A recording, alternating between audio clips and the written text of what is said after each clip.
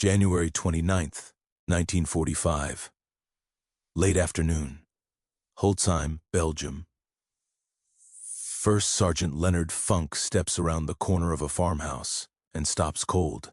In front of him stand nearly 90 German soldiers. Some already have rifles in their hands. Others are reaching down into a pile of captured weapons, pulling them free from the snow. 4 American soldiers are kneeling on the ground with their hands locked behind their heads. Those Germans were prisoners less than half an hour ago. 80 of them had been captured during the assault on the village and left under guard because there simply weren't enough Americans to spare. Now they're free, armed, organizing. A German officer spots Funk instantly. He strides forward and slams the barrel of an MP-40 submachine gun into Funk's stomach, shouting orders in German at the top of his lungs. Funk doesn't understand a word. The officer shouts again, louder this time, his face turning red with anger. Funk looks at the gun pressed into his gut. He looks at his 4 captured soldiers. He looks at the mass of German troops forming up in front of him. And then he starts laughing, not a nervous chuckle, not a polite smile. He laughs out loud. The German officer freezes, confused. Then he screams again, even louder. Funk laughs harder, bending slightly at the waist, unable to stop himself. Less than 60 seconds later, 21 German soldiers will be dead. Dozens more will be wounded. The rest will be throwing down their weapons and surrendering all over again. Leonard Funk will walk away alive and earn the Medal of Honor for one of the most unbelievable moments of combat in the Second World War. Leonard Alfred Funk, Jr. was born on August 27, 1916, in Braddock Township, Pennsylvania. It was steel country. Factories, smokestacks, river barges, and hard lives. He grew up fast. Responsibility came early. By the time he finished high school in 1934, he had already spent years helping take care of his younger brother. The Great Depression crushed opportunity. Jobs were rare. College was out of reach. Funk worked where he could and didn't complain. In June of 1941, with war raging across Europe and Asia, the United States expanded the draft. Funk was 24 when his number was called. At the induction center in Wilkinsburg, Pennsylvania, the Army doctors sized him up. 5 feet 5 inches tall, about 140 pounds. He didn't look like frontline material. They were wrong. Funk volunteered for the paratroopers. At the time, American airborne forces were brand new. The idea of jumping out of airplanes behind enemy lines sounded insane to most soldiers. To the men who volunteered, that danger was the point. Training was brutal by design.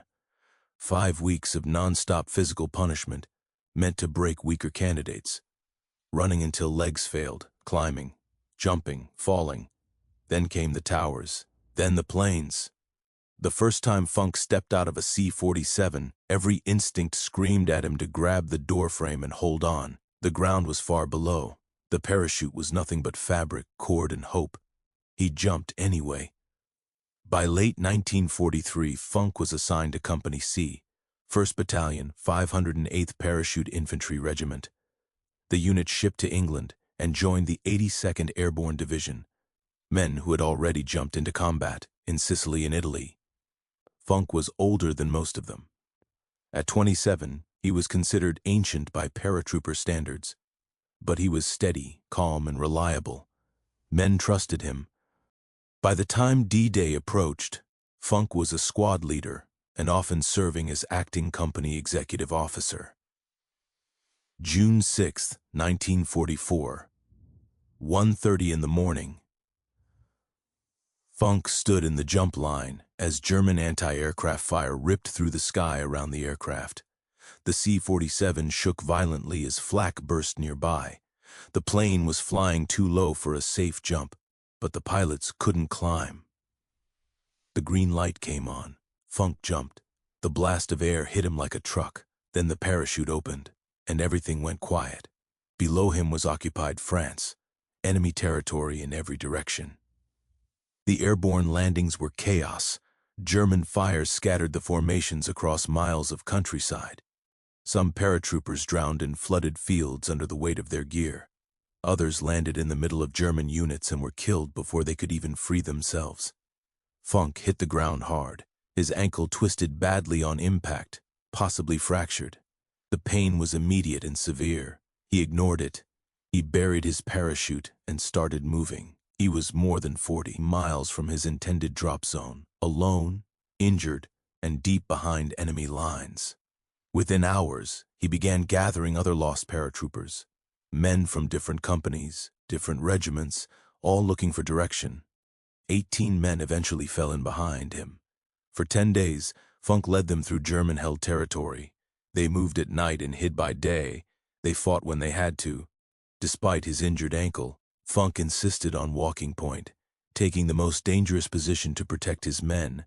When they finally reached Allied lines on June 17th, every single man was alive, not one casualty. For that, Funk received the Silver Star, a Bronze Star, and his first Purple Heart. He wasn't finished. September 17th, 1944, the airborne landings in Holland begin. Operation Market Garden becomes the largest airborne assault in history. Tens of thousands of paratroopers drop across the Netherlands to seize bridges and open a path into Germany. Funk's unit secures its initial objectives, but then he notices something deadly. 3 German 20mm anti-aircraft guns are firing directly into incoming Allied gliders. Those gliders are carrying reinforcements, vehicles, artillery, ammunition, and medics.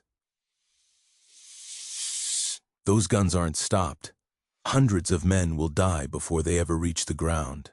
Funk has 3 soldiers with him. The German position is manned by roughly 20 men, dug in, protected, and prepared. Funk attacks anyway. Leading from the front, Funk and his small patrol overrun the position, kill the defenders, and destroy all 3 gun crews. The guns fall silent. The gliders land safely. For that action, Funk receives the Distinguished Service Cross.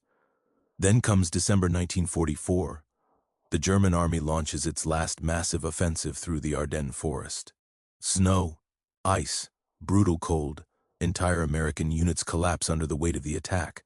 And then comes Malmedy. On December 17th, SS troops massacre 84 American prisoners who had already surrendered. They are shot in a frozen field and left to die in the snow. The news spreads quickly. Something changes. When Funk hears about it, he makes a decision that will soon matter more than anything else. He will never surrender. January 29th, 1945. The Ardennes again.